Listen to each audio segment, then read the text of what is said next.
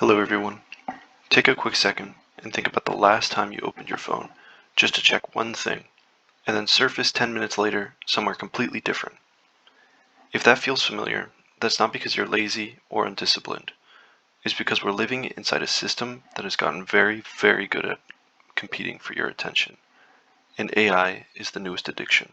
My poster looks at the impact of artificial intelligence on human attention, and I'm really focusing on three connected ideas: how AI-driven platforms capture our focus, why attention feels so fragile right now, and how even the simple presence of our phones can quietly drain mental resources.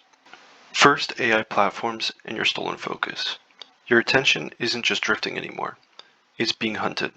Today's platforms make money when you stay, click, react, and return, and AI helps them learn exactly what keeps you engaged. The research I use supports this idea that AI isn't just recommending content, it's continuously refining what it shows you based on your behavior. This creates a cycle of attention capture and data extraction. In real life, this can make your feed feel harmless, even comforting, but the deeper issue is subtle. The everyday danger isn't one wasted hour, it's the slow rewrite of your priorities, when your feed stops choosing what feels urgent, funny, scary, or worth your time, and your attention stops being fully yours. Second, why focus feels so fragile now. Ever feel like your brain is being tapped on the shoulder every 5 seconds? That isn't just your personal stress, it's your attention economy at full volume. One of the papers I use to explain this as an attention scarcity spiral. As information floods our lives, attention becomes a scarce prize, so everything competes harder to grab it. AI intensifies this fast because it can rapidly test what hooks people, what makes us pause, what makes us feel a burst of emotions, what makes us keep scrolling. That's why content feels faster, shorter, and emotionally sharper. This also matters for misinformation. In a world where attention equals value, the more clickable a message often wins, not the more accurate one. So the risk isn't just distraction, it's a shift how we think, how deep we go, and what we trust. Third, your phone's quiet cognitive tax. This is the part that hits closest to student life. The smartphone study I included shows something uncomfortable but powerful. Your phone can reduce your cognitive capacity just by being near you, even when you're not using it. The idea is that part of your mental energy is quietly spent resisting the pull of the device. Now layer AI onto that reality. Your phone isn't neutral anymore.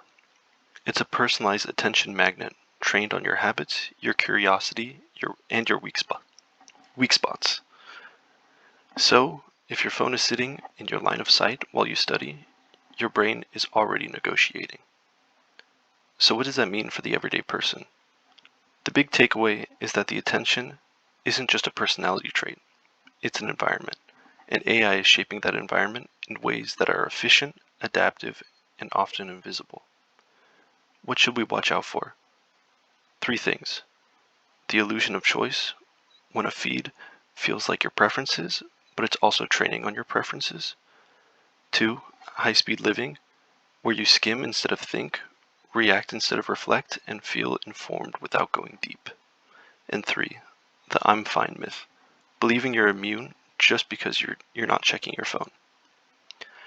If there's one practical message I want you to leave with, is this: protecting your attention isn't just about self-control, it's about designing your space and your habits to defend something that's under constant competition. Sometimes the simplest change, like putting your phone out of sight while you work, can be more powerful than trying to fight a whole algorithm with willpower alone. AI can be helpful, creative, and even life-changing, but when it's used to capture attention for profit, it can also quietly reshape the way we focus, learn, and live. Your attention is valuable, not just for you, but for the systems trying to buy it. The goal isn't to fear AI, it's to recognize the game and choose when you want to play.